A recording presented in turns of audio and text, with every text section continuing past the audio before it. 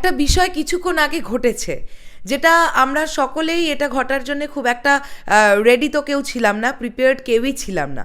এখন বিষয়টা হচ্ছে প্রিয়তমার প্রত্যেক কটা গান, প্রিয়তমা সিনেমার প্রত্যেক কটা গান কিন্তু আমরা দেখতে পাচ্ছি ইউটিউব থেকে আনঅ্যাভেলেবল হয়ে গেছে।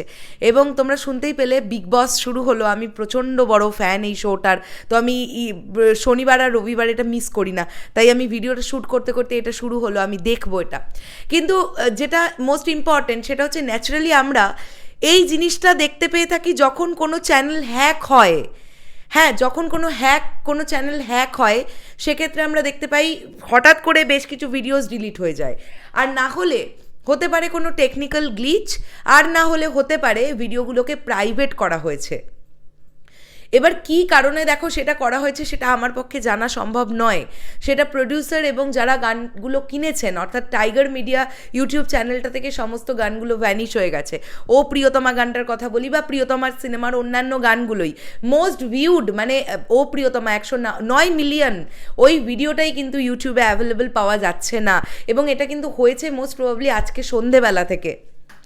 তো এটা নিয়ে দেখো আমরা আলোচনা করতে পারি, মানে আমরা জাস্ট এটাই বলতে পারি। এবার আসল কি কারণ হয়েছে না হয়েছে সেটা আমরা কেউই জানি না।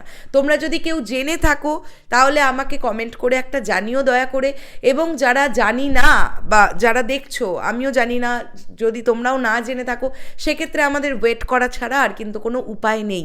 কেননা আমরা সবাই জানি মিউজিক রাইটস, ওটিটি রাইটস সব কিছুই বিক্রি হয়ে গেছে এই সিনেমাটার। কাজেই এখন টাইগার মিডিয়া থেকে দুপ করে ডিলিট করে দিয়ে অন্য কোনো চ্যানেলে দেওয়াটা খুব একটা ইজিয়েস্ট প্রসেস বলে আমার মনে হয় না, এবং সে যদি অন্য কোনো চ্যানেল দেয়ও সেক্ষেত্রে এত লেভেলের ভিউজ কি জেনারেট করতে পারবে আবার নতুন করে, এটাও একটা ভাববার বিষয়।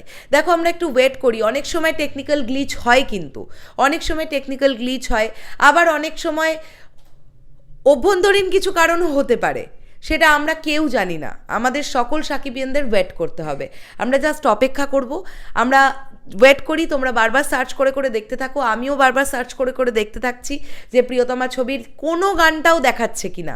ঠিক আছে, আমি আর ভিডিওটা এর থেকে বেশি লেন্দি করলাম না, কেননা এই বিষয়টা নিয়ে আমাকে অনেকেই তোমরা কন্টেন্ট মেক করতে বলছিলে, ভিডিও তৈরি করতে বলছিলে, আমি সেই জন্যেই জাস্ট এটা তোমাদের অবগত করলাম। তোমরা যারা জানো না, তোমরা ইউটিউবে দেখো সার্চ করে, তোমরা কিন্তু প্রিয়তমার একটা গানও আর টাইগার মিডিয়া ইউটিউব চ্যানেলে দেখতে পাবে না। এটা কেন হয়েছে আমরা কেউ জানি না। চলো বন্ধুরা, দেখা হচ্ছে আবার খুব শিগগিরই নতুন কোনো ভিডিও নিয়ে। ভিডিওগুলো ভালো লাগলে অবশ্যই জানিও, এবং কুকু এফএমে কিন্তু আমাদের নতুন ব্রডকাস্ট শুরু হয়ে গেছে সিনেমা সম্পর্কিত। তোমরা যারা এখনও জানো না তাদেরকে ধীরে ধীরে অবশ্যই জানাবো।